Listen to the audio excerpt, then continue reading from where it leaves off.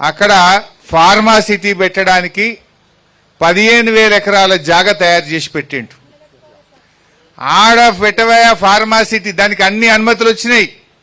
Environment clearance ఢిల్లీకేలు వచ్చింది, అటవీ అనుమతులు వచ్చినాయి, దానికి భూసేకరణ అయిపోయింది, రోడ్లు వేసిండ్రు, మొత్తం తయారున్నది. వంట వండి పెట్టిండ్రు, వడ్డిచ్చుడే ఉన్నదాడ. కానీ రేవంత్ రెడ్డి గారు ఏం చేస్తుండంటే ఇప్పుడు అక్కడ రియల్ ఎస్టేట్ బేరం చేస్తాడట, బ్రోకర్ అవుతాడట, రియల్ ఎస్టేట్ బ్రోకర్ అవుతాడట రేవంత్ రెడ్డి. ఈయన రియల్ ఎస్టేట్ బేరం చేస్తాడట, ప్లాట్లు అమ్ముతాడట.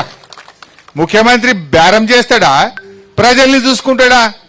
నువ్వేమైనా రియల్ ఎస్టేట్ బ్రోకర్వా, ఈ రాష్ట్రానికి ముఖ్యమంత్రివా నువ్వు? అక్కడ ఫార్మా సిటీ పెట్టడానికి 15,000 ఎకరాల జాగా తయారు చేసి పెట్టిండు. ఆడ పెట్టవయా ఫార్మా సిటీ, దానికి అన్ని అనుమతులు వచ్చినాయి. ఎన్విరాన్మెంట్ క్లియరెన్స్ ఢిల్లీకేలు వచ్చింది, అటవీ అనుమతులు వచ్చినాయి, దానికి భూసేకరణ అయిపోయింది, రోడ్లు వేసిండ్రు, మొత్తం తయారున్నది. వంట వండి పెట్టిండ్రు, వడ్డిచ్చుడే ఉన్నదాడ.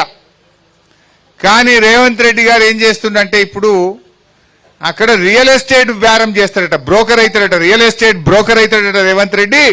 ఈయన రియల్ ఎస్టేట్ బేరం చేస్తాడట, ప్లాట్లు అమ్ముతాడట. ముఖ్యమంత్రి బేరం చేస్తాడా, ప్రజల్ని చూసుకుంటాడా? నువ్వేమైనా రియల్ ఎస్టేట్ బ్రోకర్వా, ఈ రాష్ట్రానికి ముఖ్యమంత్రివా నువ్వు? అక్కడ